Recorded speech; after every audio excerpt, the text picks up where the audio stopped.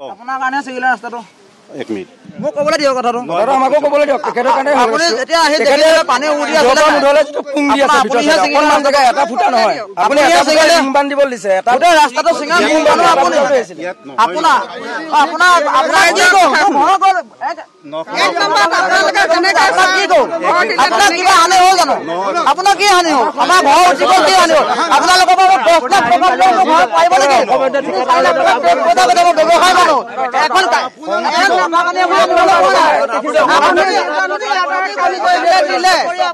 আজিলৈকে ঠাণ্ডা পানী খোৱা নাই।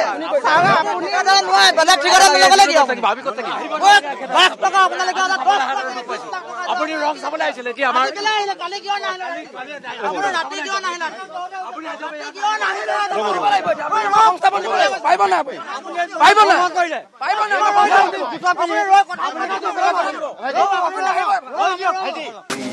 মই 4:30 বজাত নিজে আহিছোঁ।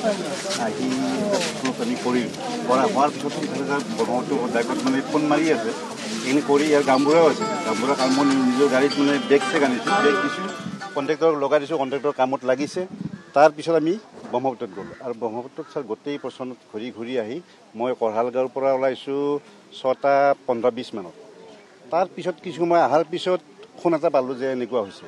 কিন্তু তাৰ আগতে মই ইয়াৰে কামৰ যিখিনি কাম কৰি আছে তাৰ ফটো লৈছোঁ, ফটো পঠাইছে আমাক ইয়াৰ যিটো ছাইটত মানুহ আছিলে আৰু সেইটো আইডেণ্টিফাইড হোৱাই নাছিল ছাৰ, কোনো একো কথা নাই। তাৰে বিচ হোৱাৰ আগত 20 মিনিটমান আগত আমাৰ SDO সেইফালে ক্ৰছ কৰি গৈছে, একো নাই ছাৰ, কোনো পাব্লিকো নাই, তাত কোনো চিনো নাই, কোনো যে মাথাউৰিটো বেয়া হ'ব আৰম্ভ কৰিছে এনেকুৱাও নাই। এইটো মইতো প্ৰেছাৰ এইটো ছাৰ ট্ৰিমেণ্ডাছ প্ৰেছাৰত ব্ৰাষ্ট হৈছে। মই আগতে ছাৰ মেছেজ দিও আছিলোঁ যে প্ৰেছাৰটোতো সাংঘাতিক পাইছে। ছাৰ মই ৰাতিপুৱা শ্লুইচ গেটত আছে, ইয়াৰ মাজত গামবুঢ়া যদি আছে মই এতিয়া কৈ দিব পাৰোঁ, অৰ্ডাৰ দিলোঁ খোলা বুলি কৈ মোৰ আপোনাৰ কাৰণে ছিগিলে ৰাস্তাটো। এক মিনিট মোক ক'বলৈ দিয়ক কথাটো। আমাকো ক'বলৈ দিয়ক। তেখেতৰ কাৰণে আপুনি যেতিয়া আহি দেখিলে পানী উৰি আছিলে মুধলে যিটো পুং দি আছে ভিতৰত অকণমান জেগা এটা ফুটা নহয়। আপুনি এটা জেগা ইমান দিব দিছে এটা গোটেই ৰাস্তাটো ছিঙা মোৰ মানুহ আপুনি এইটো ৰোড কাম ডাইক। ইয়াত দেখিলে সুন্দৰভাৱে ইয়াৰ ওপৰত গাড়ী চলাই এনেকুৱাটো মথাউৰি ছিগিব নালাগে।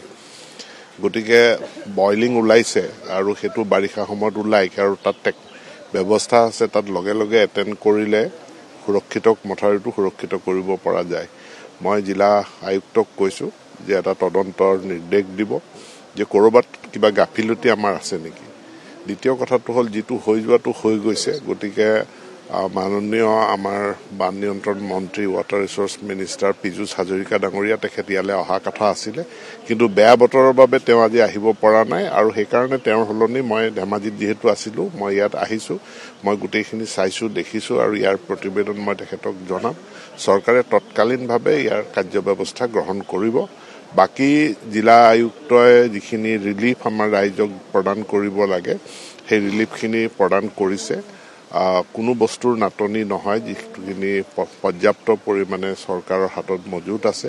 এতিয়া গুৱাহাটীৰ পৰা তিৰপালৰ নাটনি হৈছে, গতিকে সেইটো কাইলৈ আহি পাব। গুৱাহাটীৰ পৰা তিৰপাল আহি পালে সেইখিনি আৰ্ত মানুহখিনিয়ে লাভ কৰিব।